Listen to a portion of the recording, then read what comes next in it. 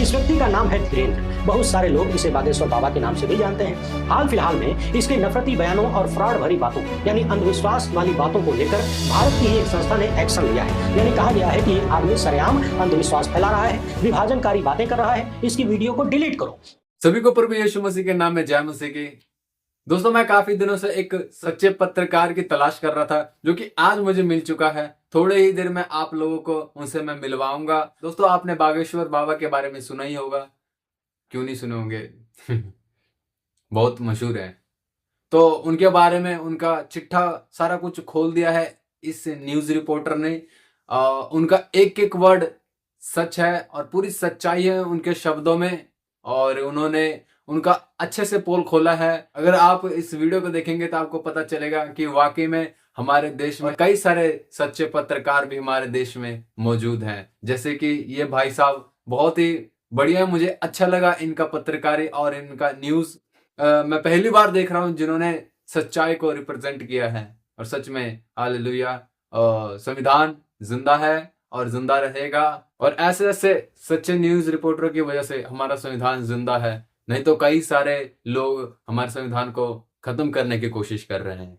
और अपने मैं सभी भाई बहनों से जो मुझे अभी देख रहे हैं, सभी मसीह भाई बहनों से मेरी रिक्वेस्ट है कि इस ब्रदर के लिए प्रार्थना करें, जो कि वाकई में सच को इन्होंने बताया है। और इनको परमेश्वर संभाल के रखे, बचा के रखे। क्योंकि अगर कोई बड़े लोगों के खिलाफ, अगर बाबाओं के खिलाफ कोई पत्रकार जाता है तो उनके खिलाफ सख्त कार्रवाई होती है और कुछ भी हो सकता है, आप लोगों को पता ही है। लेकिन हम प्रार्थना करेंगे तो परमेश्वर इन्हें बचा के रखेगा, संभाल के रखेगा। क्योंकि हमारा परमेश्वर सुरक्षा देने वाला परमेश्वर है, हमारा सेनाओं का यहोवा हमारा परमेश्वर है। तो आइए हम इस वीडियो को देखते हैं।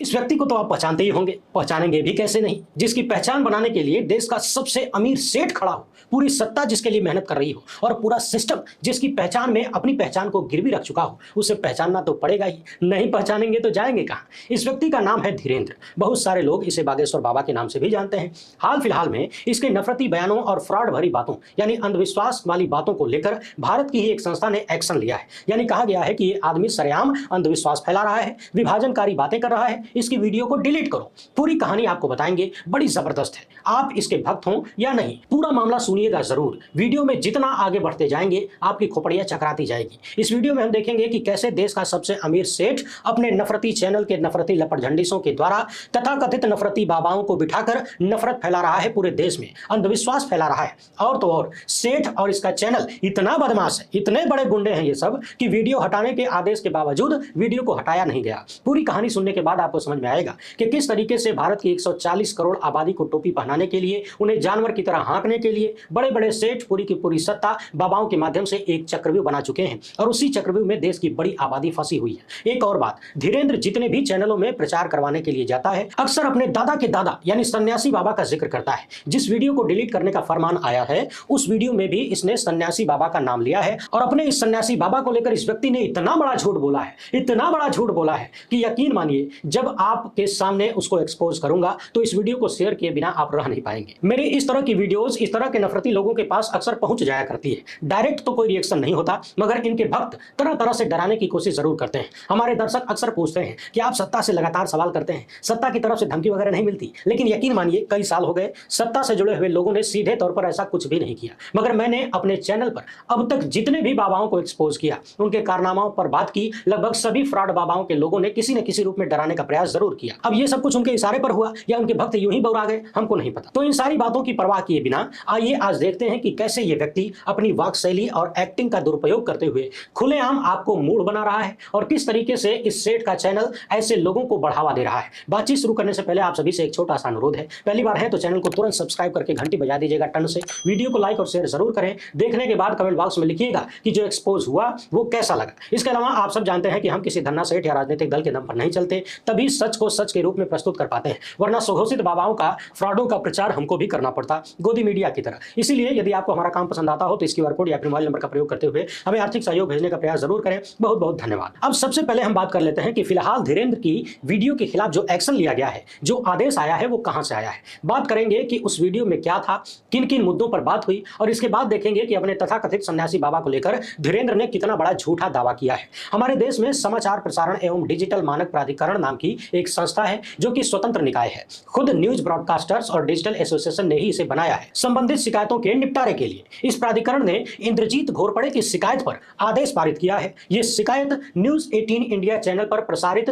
बाबा बागेश्वर एक्सक्लूसिव इंटरव्यू नाम के शो के बारे में थी। यह शो 9 जुलाई को प्रसारित किया गया था टीवी पर, और हमने जब यूट्यूब पर देखा तो यूट्यूब की तारीख 10 जुलाई 2023 थी। शिकायतकर्ता और अन्य संबंधित पक्षों को सुनने के बाद NBDSA ने कहा है कि चैनल द्वारा आमंत्रित किया गया बाबा कार्यक्रम के दौरान कई दावे कर रहा था जो कि अंधविश्वास को बढ़ावा देता है। प्रसारण के दौरान बाबा हिंदू राष्ट्र और धर्म के बारे में कई बयान देता है जो कि विभाजनकारी थे। जैसे कि इस व्यक्ति ने कहा कि भारत में रहना होगा तो सीताराम कहना होगा, मुस्लिम पुरुषों को युवा हिंदू लड़कियों को लव जिहाद में फंसाने और उन्हें मारने के लिए कहता है। इस तरह की बातें करता है। बाकी धीरेंद्र की भाषा कैसी है, नफरत की उल्टियां किस लेवल पर यह व्यक्ति करता है, आप सब जानते ही हैं। इस संस्थान ने और भी बहुत कुछ कहा है। इस संस्था द्वारा कहे गए एक एक शब्द को जब आप सुनेंगे, किसी भी शरीफ व्यक्ति को जब सुनाई पड़ेगा तो उसकी नजरें झुक जाएंगी। क्या कुछ कहा गया है थोड़ी देर बाद सुनेंगे तब ज्यादा अच्छा लगेगा, क्योंकि सजा के बारे में जानने से पहले सजा मिलने के कारण को समझना जरूरी है। लगे हाथ देखिएगा कि अंबानी सेठ का चैनल कैसे गुंडई कर रहा है, किसी और के साथ नहीं, आपके साथ। अब सबसे पहले यह देख लीजिए कि इस कार्यक्रम में धीरेंद्र और गोदी मीडिया के इस लपड़झंडिस के बीच किन किन मुद्दों पर बात हुई। संक्षेप में सुनेंगे, अपने काम की बात खाली देखेंगे,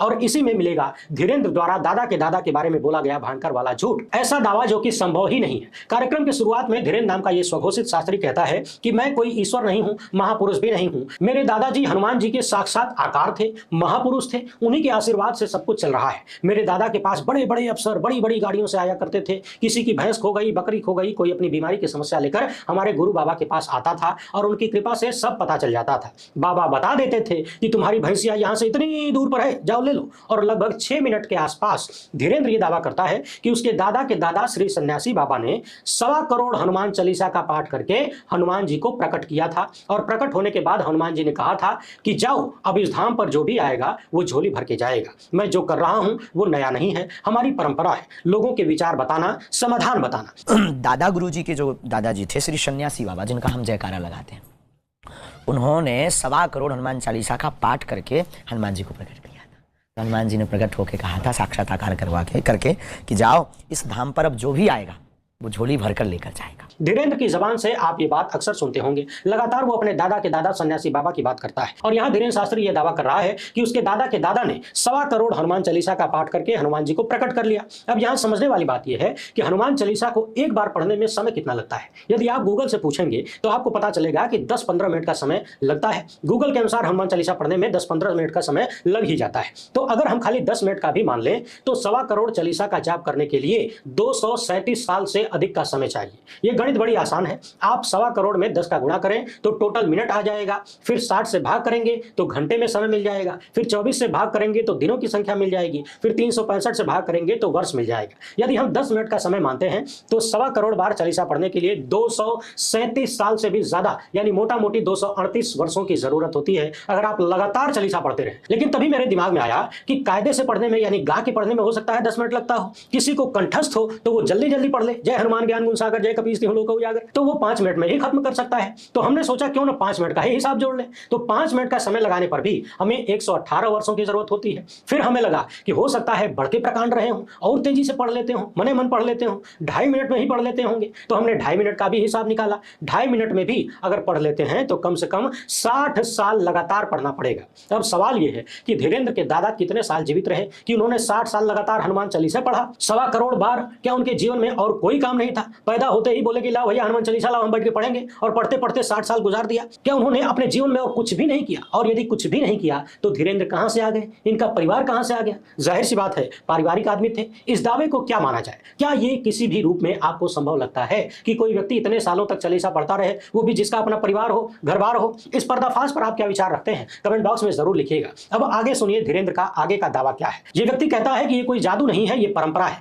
जो पर्चे पर लिख जाता है गुरु कृपा से यथार्थ हो जाता है। यानी जो सच होता है वो नहीं लिखा जाता है, जो लिख देते हैं वही सच हो जाता है। अपनी बात में दम लाने के लिए ये व्यक्ति रामायण लिखने वाले वाल्मीकि का उदाहरण देता है, और तो और अपने बारे में सरासर बकवास दावा करते हुए कहता है कि मैं स्कूल में पढ़ता था तो सभी सहपाठियों का रिजल्ट बता देता था जो आने वाला है। सब पूछते थे कि बताओ हमारा कितना परसेंट आएगा, मैं बोल देता था कि तुम्हारा 55% बन रहा है, मेहनत करो 60% बन जाएगा। शिक्षक कहते थे कि स्कूल मत आया करो, प्रिंसिपल भी बोलते थे कि स्कूल मत आया करो, तुम्हारा नाम नहीं कटेगा। क्योंकि मैं स्कूल जाता था तो कई क्लास के बच्चे इकट्ठा हो जाते थे, लगते थे हाथ दिखाने। यहीं पर यह व्यक्ति बोल रहा है कि अगर हम पढ़ लिए होते तो आज यहाँ न बैठे होते। अब सोचिए, क्या ये शिक्षा के खिलाफ माहौल बनाने जैसी बात नहीं है? वैसे भी जब लोग अशिक्षित होंगे तभी तो इनके जैसों की दुकान चलेगी, और भारत में तो बड़ी बड़ी डिग्रियां लिए हुए लोग भी स्वघोषित बाबाओं के चरणों में जाके लौट जाते हैं, तो अनपढ़ों से उम्मीद भी क्या की जा सकती है? इसके बाद अंबानी के चैनल का ये नफरती एंकर पूछता है कि क्वेश्चन पेपर आपको पता चल जाता था? तो धीरेन्द्र कहता है कि अपने लिए कभी भी इन चीजों का, इन शक्तियों का या फिर जो भी है उसका प्रयोग नहीं किया, और किसी की इच्छा के बिना उसके बारे में जानना हमारी सिद्धि के प्रोटोकॉल में नहीं है। और आगे धीरेन्द्र खुद ही अपनी जबान से यह भी कह रहा है कि हमारे यहाँ एक जिला है पन्ना, वहाँ हीरा मिलता है। शुरुआत में हमने भी अपनी सिद्धि का प्रयोग करते हुए 2-4 खेल किए, बाद में गुरुजी ने मना कर दिया, कहा कि उचित नहीं है। बहुत सारे लोग हमारे पास हीरे की जानकारी पूछने आते थे, हम बता देते थे, लोगों को हीरा मिलने लगा, मिल गया, लोग हमको खदानों तक ले जाने लगे, कईयों को हीरा मिला, प्रचार हो गया। यानी धीरेन्द्र टीवी पर बैठकर पूरे देश के सामने यह दावा करता है कि वो कोयले की खदान में हीरे का पता बता सकता है, और बताता भी है, बताया भी है, और हीरा मिल भी जाता है। इस व्यक्ति ने खुलेआम यह भी दावा किया कि हम भी जाकर ले आए थे, छोटे छोटे थे, उस भूमि ने हमारा सम्मान किया था, एक 15,000 में बिका, एक 27,000 में बिका, लेकिन जब गुरुजी ने मना कर दिया तो हमने पूरा पैसा 52-53,000 जो भी था वो बेटी की शादी में लगा दिया। अब 15,000 और 27,000 को मिलाकर 52-53,000 कैसे हो जाता है ये हमको नहीं पता। वैसे यहाँ एक सवाल और पैदा होता है, जमीन के भीतर से तेल निकालने के लिए और तेल का पता लगाने के लिए दुनिया भर की बड़ी बड़ी कंपनियां लाखों करोड़ों डॉलर फूंक देती हैं, क्यों न धीरेन्द्र शास्त्री को थोड़े पैसे में अपने यहाँ बुलाएं और तेल का पता लगाएं, करोड़ों अरबों खरबों कमाएं। आगे धीरेन्द्र नरेंद्र की भाषा बोलते हुए नजर आता है कि हमारा बचपन अभाव में बीता, यानी गरीब थे, हम बहुत गरीब थे। नरेंद्र कहते हैं कि मेरी माँ दूसरों के घरों में बर्तन धोती थी, और धीरेन्द्र कहते हैं कि मेरा भी छोटा मोटा सपना था कि माँ के लिए छोटा सा मकान बने, खाने पीने की उत्तम व्यवस्था हो, बाकी तामझाम। जींस टी शर्ट को पाश्चात्य संस्कृति बताने वाले धीरेन्द्र अपने परिवार के लोगों को जींस टी शर्ट पहनने से रोक नहीं पाए। सोशल मीडिया पर इस व्यक्ति के भाई की कई तस्वीरें उपलब्ध हैं जिनमें वो पाश्चात्य कपड़ों को पहना हुआ नजर आता है। वैसे भाई की बात क्या करें, बड़ा कुख्यात है, मगर दावा है कि सनातन को आगे बढ़ाना है और सनातन संस्कृति के कपड़े पहनने हैं। अब यदि सनातन संस्कृति के कपड़ों की बात करें तो हमने जहां तक सुना है सिलाई कटाई तो होती नहीं थी, धोती लपेट के ही लोग रहते थे। बाकी धीरेन्द्र के कपड़ों के क्या ही कहने, अपने मुंह मियां मिट्ठू बनने की बहुत सारी बातें ये व्यक्ति सरेआम कर रहा है। मगर शर्म की बात यह है कि अंबानी सेठ का ये नफरती एंकर ऐसा कोई भी क्रॉस क्वेश्चन नहीं करता जो कि कोई सड़क छाप आदमी, कोई सामान्य आदमी भी कर सकता है, जो मूड से मूड होगा वो भी कर सकता है, लेकिन ये आदमी बिल्कुल सवाल नहीं करता। और ये इस बात की सिद्धि है कि ये कोई इंटरव्यू नहीं बल्कि प्रचार है, पेड प्रचार है। मुझे पूरा विश्वास है कि ये नफरती एंकर मुझसे ज्यादा पढ़ा लिखा होगा, मुझसे ज्यादा डिग्रियां होंगी, मुझसे ज्यादा ट्रेनिंग लिया होगा, मेरी जितनी उम्र है उससे ज्यादा ये चैनलों में काम कर चुके होंगे महाशय, मगर फिर भी इनके दिमाग में ये बात नहीं आई कि उनके सामने बैठकर ये व्यक्ति कितने बड़े बड़े झूठ फैला रहा है, अंधविश्वास की बातें कर रहा है। इसी कार्यक्रम में यही दोनों कह रहे हैं कि धर्म धंधा नहीं है, जबकि दोनों का धंधा धर्म के आधार पर ही इस कार्यक्रम में चलता हुआ दिख रहा है, क्योंकि इनके धंधे का कोई धर्म नहीं है। आप यदि देखेंगे तो न्यूज 18 नाम के इस चैनल में आए दिन अंधविश्वास को बढ़ावा देने वाली चीजें प्रस्तुत की जाती हैं। आपको ऐसी ऐसी चीजें दिखाई जाएंगी जो इस लोक से अलग दुनिया में लेकर जाएंगी, जिसका धरातल से आपसे कोई लेना देना नहीं होगा। नरेंद्र की तरह धीरेन्द्र भी 18-18 घंटे काम करने का दावा करता है, जो कि सतत कर पाना किसी के लिए भी संभव नहीं है। व्यक्ति पगला जाएगा, मर जाएगा। हाँ, यदि कोई परम योगी हो तो बात अलग है, मगर जो परम योगी होगा वो नफरती नहीं हो सकता, वो बड़बोला नहीं हो सकता, वो झूठ नहीं बोल सकता, वो बरगला नहीं सकता, वो ठग नहीं सकता, वो अंधविश्वास नहीं फैला सकता, वो बांटने की बात नहीं कर सकता, वो न्यूज के नाम पर अपना प्रचार नहीं करवा सकता। दुनिया के सुखों दुखों का असर जिसके ऊपर होता है वो योगी नहीं हो सकता। बहरहाल आगे इसी कार्यक्रम में धीरेन्द्र ताल ठोक कर कह रहे हैं कि भारत में रहना होगा तो सीताराम कहना होगा, जैसे भारत इनकी बपौती हो। ये व्यक्ति खुलेआम ये भी दावा कर रहा है कि चुनाव परिणामों को लेकर भी ये भविष्यवाणी कर सकता है, यानी पहले ही बता सकता है कि चुनाव परिणाम क्या होंगे। हर जगह से हाथ खड़े हो जाएं तब इनके पास आए, यहाँ समाधान मिल जाएगा। कुछ लोग चाबी ढूंढने आ जाते हैं, कहते हैं कि मेरी चाबी गुम गई, बताइए हनुमान जी के पास यही काम है, चाबी ढूंढेंगे बैठ के। अब सवाल यह है कि जब तुम्हारी हनुमान जी के ऊपर इतनी चलती है कि तुम उनसे सरेआम मंच पर महिलाओं के अवैध संबंध का खुलासा करवा लेते हो, तो फिर चाबी ढूंढने में क्या दिक्कत है। धीरेन्द्र यह भी दावा करता है कि जब तक ओपिनियन पोल से काम चल रहा है तब तक चलाइए, जब काम न चले तो हमारे दरवाजे खुले हैं, आ जाइए। यानी ओपिनियन पोल की जरूरत नहीं है, धीरेन्द्र खुद ही सारे ओपिनियन पोल एकदम सटीक अपने दादा के दादा से पूछकर बता सकते हैं। अब ये मत कहिएगा कि न्यूज 18 वालों ने ये बात नरेंद्र मोदी को क्यों नहीं बताई, मामला तो पिछले साल का है। अगर उनको बता दिया होता तो समय रहते नरेंद्र मोदी कोई जुगाड़ बनाते, 240 पर न अटक जाते, नीतीश और नायडू की बैसाखी लेकर न चलनी पड़ती। बहरहाल हम सब जानते हैं कि ये सारी बातें कोरी बकवास हैं, लोगों को ठगने, बेवकूफ बनाने और अपनी जेब भरने का पूरा सिस्टम है। धर्म के नाम पर खुला धंधा है, फ्रॉड का इससे बढ़िया नमूना कुछ हो नहीं सकता। अपने स्क्रीन पर देखिए लाइव लॉ की यह खबर है 7 नवंबर 2024 की। इसमें बताया गया है कि 4 नवंबर को टीवी 18 ब्रॉडकास्ट लिमिटेड को NBDSA द्वारा निर्देश दिया गया कि वो अपने चैनल न्यूज 18 और यूट्यूब से धीरेन्द्र शास्त्री, जिन्हें बाबा बागेश्वर के नाम से भी जाना जाता है, का वीडियो साक्षात्कार 7 दिन के भीतर हटा दे, क्योंकि इस वीडियो में धीरेन्द्र ने अंधविश्वास को बढ़ावा देने वाले कई दावे किए हैं, हिंदू राष्ट्र और धर्म के बारे में ऐसे बयान दिए हैं जो विभाजनकारी प्रकृति के थे। अब जरा ध्यान दीजिएगा, 4 नवंबर को यह आदेश दिया गया और हम ये वीडियो 12 नवंबर को रिकॉर्ड कर रहे हैं। हो सकता है आप तक बाद में पहुंचे और जब तक ये वीडियो रिकॉर्ड हो रही थी तब तक न्यूज़ 18 इंडिया के यूट्यूब चैनल से ये वीडियो हटाया नहीं गया था।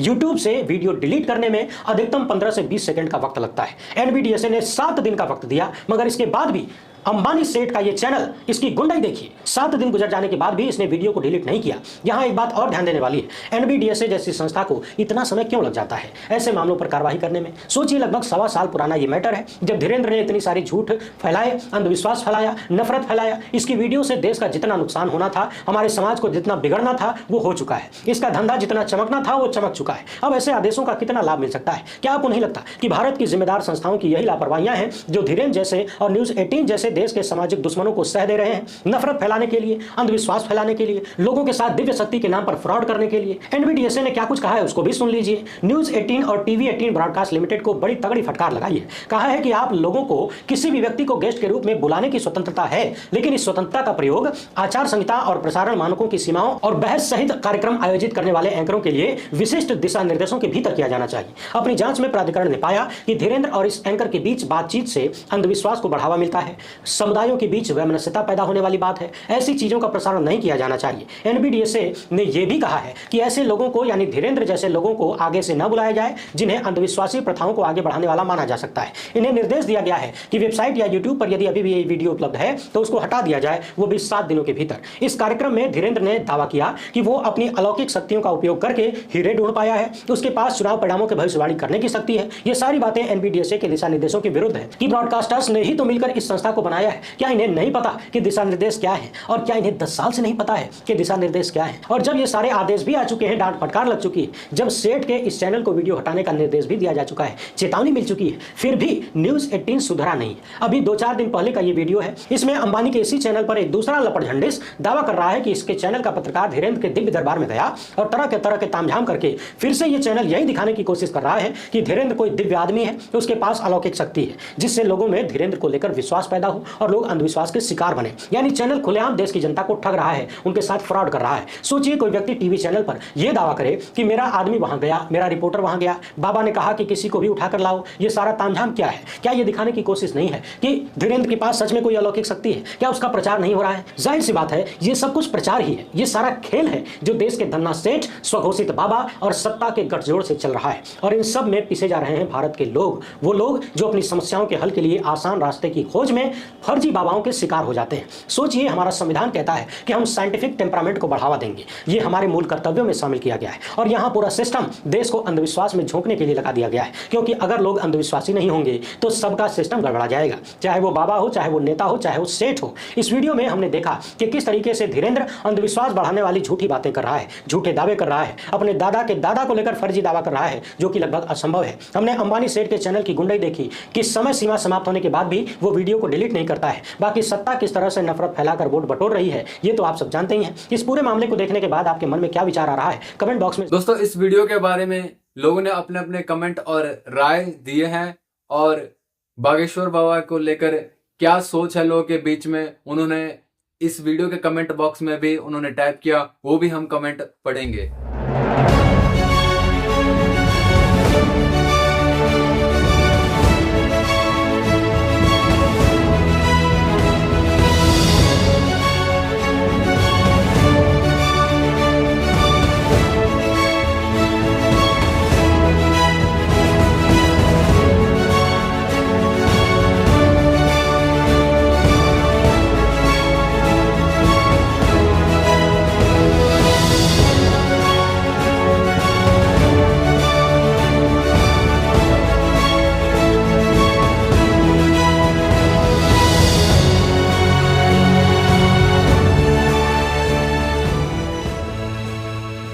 दोस्तों, कैसी लगी हो ये वीडियो? अच्छी लगी हो तो वीडियो को लाइक करें, कमेंट करें, अपने मसीह भाई बहनों के साथ इस वीडियो को जरूर शेयर करें। मिलते हैं अगली वीडियो में, तब तक के लिए जय मसीह की।